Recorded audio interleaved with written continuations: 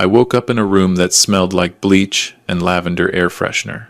The ceiling was white, textured in a pattern I'd never seen before. Fluorescent lights hummed above me.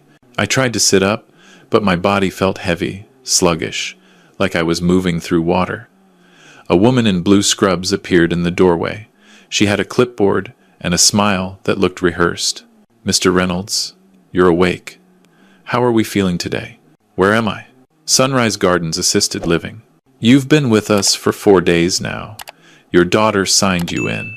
She said you might be a little confused at first." 4 days. I had no memory of 4 days. The last thing I remembered clearly was dinner at my daughter's house. She'd made pot roast, my favorite. Her husband had poured me a glass of wine. Then everything got fuzzy. I remembered feeling dizzy, lying down on their couch. After that, nothing. "I need to call my daughter." "Of course, Mr. Reynolds. I'll bring you a phone." I was 68 years old. I'd run my own landscaping business for 35 years before selling it and retiring to Tampa. I played golf 3 times a week. I had all my faculties. I did the crossword puzzle every morning in ink. There was no reason for me to be in an assisted living facility. When my daughter answered, she sounded distracted. "Dad, I'm at work. Can this wait?" "Jessica, why am I in a nursing home?" "It's not a nursing home, Dad. It's assisted living. There's a difference." "Why am I here at all?" She sighed, the way she used to when she was a teenager, and I asked her to clean her room. "Dad, we talked about this. You had another fall. You were confused.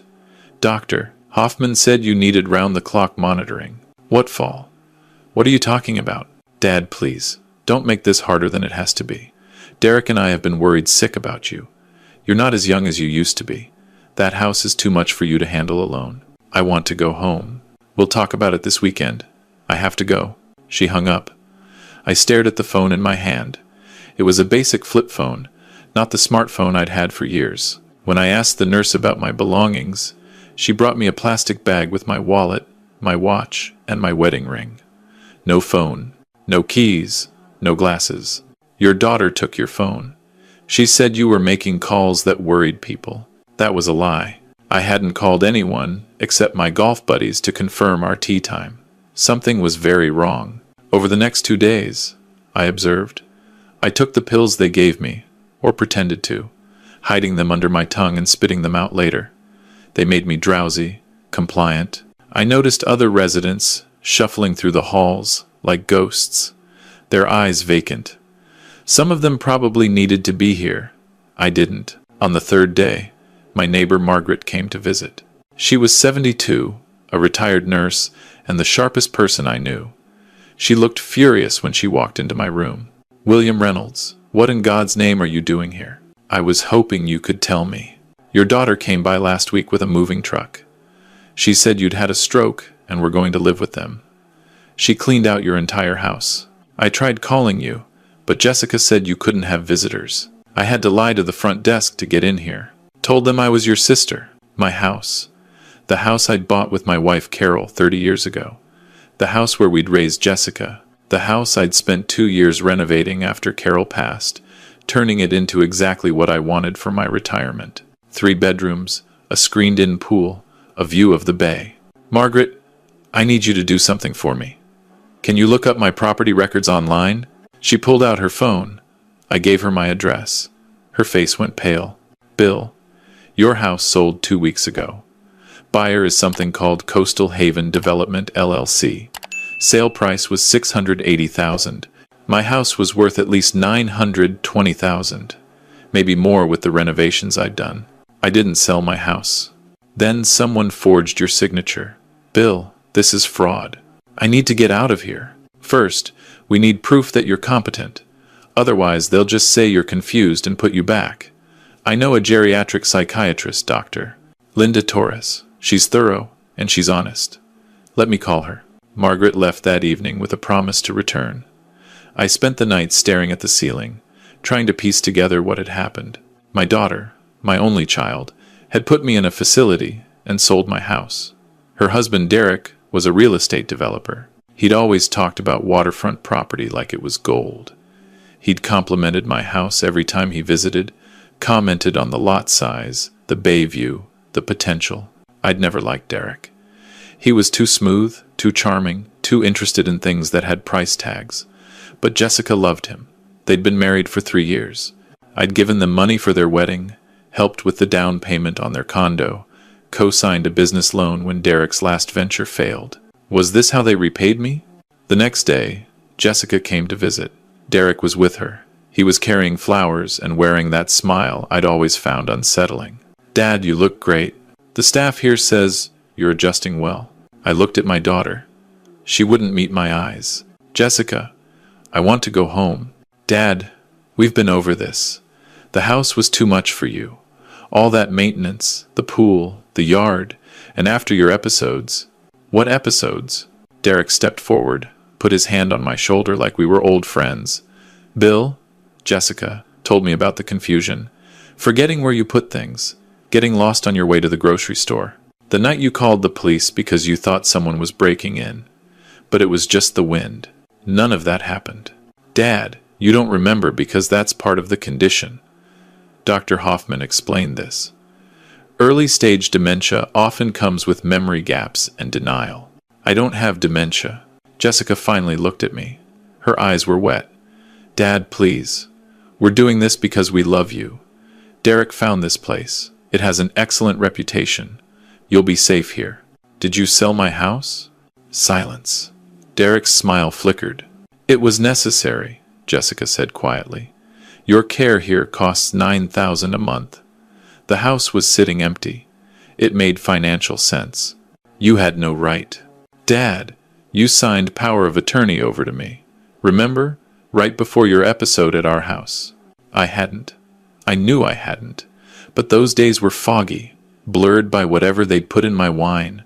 I want to see the document. It's with our lawyer." "Dad, please don't fight this. We're trying to help you." Derek nodded, his hand still on my shoulder. "Bill, I know this is hard, but trust us. In a few months, you'll see this was the right decision." After they left, I sat in my room and let the anger wash over me. My daughter had betrayed me. Her husband had orchestrated it. And somewhere in Tampa, my house now belonged to a company that Derek probably controlled. Margaret returned 2 days later with Dr. Torres, a woman in her 50s with kind eyes and a no-nonsense demeanor. She spent 4 hours with me. Memory tests, cognitive assessments, psychological evaluations. She asked me about my life, my career, my wife, my daughter. I answered everything. At the end, she closed her notebook. "Mr. Reynolds, you score in the 93rd percentile for cognitive function in your age group. Your memory is excellent, your reasoning is sound, and you show no signs of dementia or any other cognitive impairment. Frankly, you're sharper than most 50-year-olds I evaluate. Then why am I here? Based on what you've told me and what I've observed, I believe you were sedated, possibly with benzodiazepines, and committed here fraudulently. Someone drugged you and had you declared incompetent. Can you help me? I can provide testimony and documentation, but you'll need a lawyer. A good one." Margaret knew someone. Rachel Whitmore, an elder law attorney who specialized in abuse cases. She came to the facility that evening, a woman in her 40s with sharp eyes and a leather briefcase. "Mr. Reynolds, I've seen cases like this before. Adult children with money problems, a parent with valuable assets, a compliant doctor willing to sign whatever paperwork makes the problem go away. Tell me everything." I did. The dinner, the dizziness, waking up here, the house sale, Derek's development company, the power of attorney I never signed. She took notes, made phone calls, asked questions I hadn't thought to ask. "The buyer, Coastal Haven Development LLC. Is that your son-in-law's company?" "I don't know. He has a development company, but I don't remember the name." She typed on her laptop. "Coastal Haven Development LLC was registered 18 months ago. Principal owner, Derek Simmons. Your son-in-law bought your house, Mr. Reynolds. He used your daughter to drug you, commit you, and steal your property." The word hung in the air. Steal. My daughter had helped her husband steal from me. What do we do? First, we get you released. Dr. Torres's evaluation should be sufficient. Second, We file an emergency petition to invalidate the power of attorney and freeze any remaining assets. Third, we build a case for criminal prosecution. Within 48 hours, I was released from Sunrise Gardens. The medical director apologized profusely. They'd had no idea. The paperwork looked legitimate. I stayed with Margaret while Rachel prepared the court filings. I couldn't go home. My home belonged to Derek's company now, and until the court ruled, I was locked out of my own property. Jessica called me the night I was released. "Dad, what are you doing?" "Derek is furious. He said you're trying to destroy our family. I'm trying to get my house back." "Dad, you signed the papers. You agreed to this?" "I was drugged, Jessica. Whatever was in that wine knocked me out for 4 days. I didn't agree to anything." Silence. "Dad, that's not true. You're confused," Dr. Hoffman said. "Dr. Hoffman is a fraud. I had an independent evaluation. I'm completely competent." More silence. Then, quietly, "Dad, please. Derek says if you push this, it could ruin us. His business, our savings, everything. Is that what you want? To destroy your own daughter? Jessica, you put me in a facility. You sold my house. You stole everything I built with your mother. And you're asking me not to destroy you? It wasn't like that. Derek said you needed help. He said the house was too much for you. He said we could use the money to take care of you properly and still have enough to expand his business. He said it was a win-win. Derek lied to you. Or you lied to yourself. Either way, I'm getting my house back." She was crying now. "Dad, please. I'm your daughter. I love you. I love you too, Jessica. But I don't trust you anymore." I hung up. The emergency hearing was in Judge Patricia Hamilton's courtroom 2 weeks later. Jessica and Derek sat on one side with their attorney, a young man in an expensive suit who looked like he'd rather be anywhere else. Rachel and I sat on the other. Dr. Torres was on video call. Derek's lawyer went first. He presented Dr. Hoffman's evaluation, which described severe cognitive decline, paranoid episodes, and dangerous living conditions. He presented the power of attorney, supposedly signed by me 6 weeks earlier. He presented Jessica's testimony. My daughter took the stand and described a father who was declining rapidly, forgetting appointments, getting lost, driving to familiar places, accusing neighbors of spying on him. She cried as she spoke about how worried she'd been, how Derek had found Sunrise Gardens, how they'd only wanted to protect me. She was convincing. Any judge would have sympathized. Then Rachel cross-examined her. "Mrs. Simmons, when did your father allegedly sign the power of attorney?" "September 23rd. "And where were you when he signed it?" "At our house. He came over for dinner." "The dinner where you served pot roast and wine?" "Yes." "And what happened after dinner?" Jessica hesitated. "Dad said he felt tired. He lay down on the couch." "Tired? Did he seem unusually tired?" "He's 68. He gets tired." "Mrs. Simmons, did you or your husband put anything in your father's wine that evening?" "Objection." Derek's lawyer stood up. "Counsel is badgering the witness." Judge Hamilton looked at Rachel. "Do you have evidence to support this line of questioning?" "I do, Your Honor. I have Dr. Torres's medical evaluation, which found traces of benzodiazepines in Mr. Reynolds' system. He was never prescribed these medications." The judge nodded. "Overruled. The witness will answer." Jessica's face went white. I don't know what you're talking about." "You don't know? You didn't put sedatives in your father's wine so he'd be incapacitated enough to sign documents he'd never agree to while conscious?" "No. That's not what happened." "Then explain how your father, a healthy 68-year-old man with excellent cognitive function, suddenly developed dementia severe enough to require institutionalization on the very night he had dinner at your house." Jessica looked at Derek. He shook his head slightly. "I don't know. Maybe the doctor made a mistake." "Dr. Hoffman, the doctor who evaluated your father for 15 minutes and diagnosed severe dementia without any cognitive testing." "That doctor?" "I guess." "Mrs.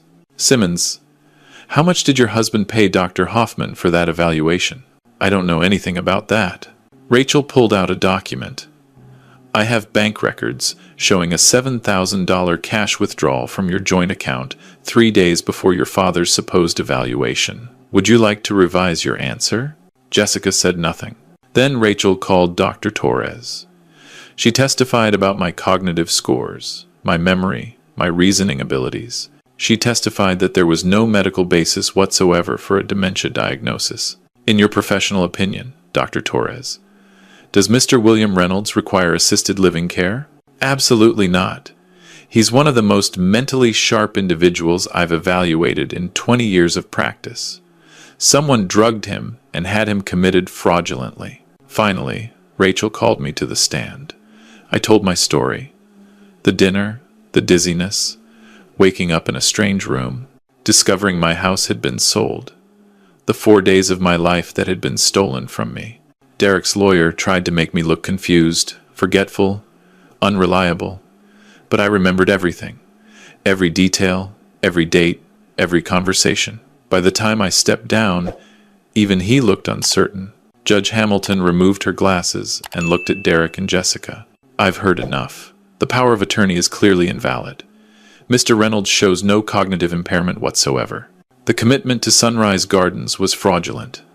The sale of the property at 847 Bay Shore Drive was conducted under false pretenses. She turned to Derek's lawyer. I'm referring this matter to the district attorney for criminal investigation. In the meantime, I'm issuing an emergency restraining order prohibiting Jessica Simmons and Derek Simmons from contacting William Reynolds or accessing any of his assets. I'm also ordering a freeze on the assets of Coastal Haven Development LLC pending investigation. Derek stood up. Your Honor, this is a family matter. We were trying to help my father-in-law. You were trying to steal from him. Sit down. Outside the courtroom, Derek grabbed Jessica's arm. His face was red, his composure cracked. This is your fault.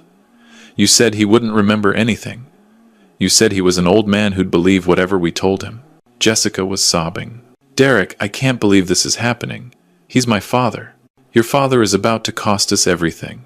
My company, our house, my reputation. Do you understand that? I was watching from across the hall. Derek saw me and his expression changed. The charm was gone. What I saw underneath was cold, calculating, desperate. This isn't over, Bill. You'll spend every penny you have fighting this. And when you die, we'll still be here, and that house will still be ours. I didn't respond. I didn't need to. The criminal investigation moved quickly. District Attorney Marcus Webb had handled elder abuse cases before and hated them with a passion. Within a month, he had enough for charges. Derek was charged with elder abuse, fraud, theft by deception, and conspiracy. Dr. Hoffman was charged with medical fraud and accepting bribes. Jessica was charged with conspiracy and fraud. Derek's trial came first. He pleaded not guilty and hired the most expensive defense attorney in Tampa. It didn't matter. The evidence was overwhelming. The bank records showing payment to Dr. Hoffman, the text messages between Derek and Jessica, planning the whole scheme. A conversation where Derek wrote, "Once he's in the facility, we sell fast. By the time anyone figures it out, the money's gone." The jury deliberated for 4 hours. Guilty on all counts. Derek got 7 years. When the sentence was read, he turned and looked at me. His face was empty, unreadable. Then he smiled. That same smooth smile I'd seen at family dinners for 3 years. "Enjoy the house, Bill. It won't bring your daughter back." He was right about that. Jessica pleaded guilty to lesser charges in exchange for testifying against Derek. She got 2 years probation and community service. She also agreed to never seek power of attorney over any family member again. She asked to see me before her sentencing. We met in a conference room with Rachel present. "Dad, I'm so sorry. I don't know how this happened. Derek said it was the right thing to do. He said you needed help. He said the house was too big for you, that you'd be happier in a nice facility. He made it sound so reasonable." "Did he make it sound reasonable when you put sedatives in my wine?" She looked down. "He said they were just to help you sleep. He said you'd been having trouble sleeping and you wouldn't take anything voluntarily." "I didn't know." "You didn't know drugging your father and stealing his house was wrong?" She was crying. "I know it sounds terrible, but Derek was so sure. And he was my husband. I trusted him. You trusted your husband more than your father, more than your own judgment. And now I've lost both of you. Dad, please, can we try to fix this? You're all I have left. I thought about Carol, how she'd adored Jessica, even when Jessica was a difficult teenager, even when she made choices we didn't understand. Carol would have found a way to forgive her. Carol had more grace than I ever did. Jessica, I love you. I raised you. I held you when your mother died. But what you did wasn't a mistake. It was a choice. Multiple choices. Over weeks. Each one worse than the last. You chose Derek over me. You chose money over family. I know. I was wrong. I was so wrong. I'm not cutting you off forever. But I need time. Months. Maybe years. I need to heal from what you did to me. And you need to figure out who you are without Derek telling you what to think. Dad, I'll contact you when I'm ready. Don't call me. Don't come to the house. Just work on yourself. Be the person your mother believed you could be. She nodded, tears streaming down her face. It was the hardest conversation I'd ever had. The civil lawsuit to recover my house took 6 months. Coastal Haven Development had transferred the property to another LLC, which had transferred it to a third company. All shells, all controlled by Derek. But Rachel was relentless. She untangled every transaction, documented every fraudulent transfer. In the end, the court ordered the house returned to me, along with $175,000 in damages for emotional distress and legal fees. Derek's assets were seized to pay the judgment. 9 months after I woke up in that assisted living facility, I walked through my front door again. The house was empty. They'd taken everything. The furniture Carol and I had picked out together, the photos from our 30 years of marriage, the quilt her grandmother had made, the coffee table I'd built in my garage. All gone. Sold. Thrown away. Erased. But the walls were still standing. The pool was still there. The view of the bay still took my breath away every morning. Margaret helped me start over. We went to estate sales, antique shops, furniture stores. Slowly, I rebuilt. Not the same house. That was gone forever. But a new version. A survivor's version. People asked me, in the months that followed, if I'd made the right choice. If I should have forgiven Jessica sooner.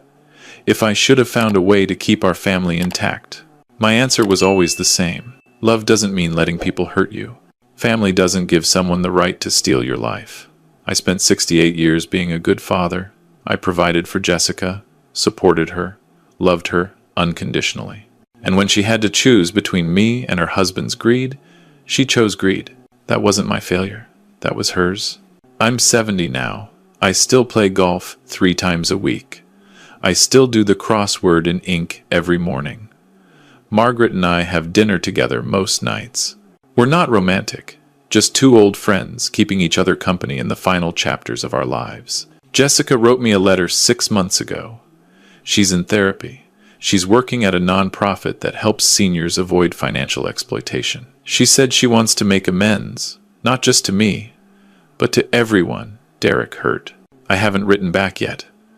Maybe I will someday. Maybe the wound will heal enough that I can let her back in. But not yet. Some betrayals need time. Some trust, once broken, takes years to rebuild. If you're watching this, if you're an older person with children who seem a little too interested in your finances, a little too eager to help with your affairs, a little too insistent that you need more care than you actually do, please hear me. Protect yourself.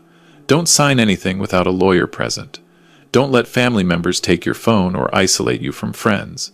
And if something feels wrong, trust your instincts. You've lived long enough to know when something doesn't add up. I was lucky. I had Margaret.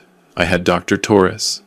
I had Rachel. Without them, I'd still be in that facility, drugged into compliance, while my daughter and her husband spent my life savings. Not everyone is that lucky. But everyone has options. Everyone has rights. And everyone, no matter how old, deserves to be treated with dignity. My name is William Reynolds. I'm 70 years old. I'm a retired landscaper, a widower, and a survivor. And I'm proof that it's never too late to fight back.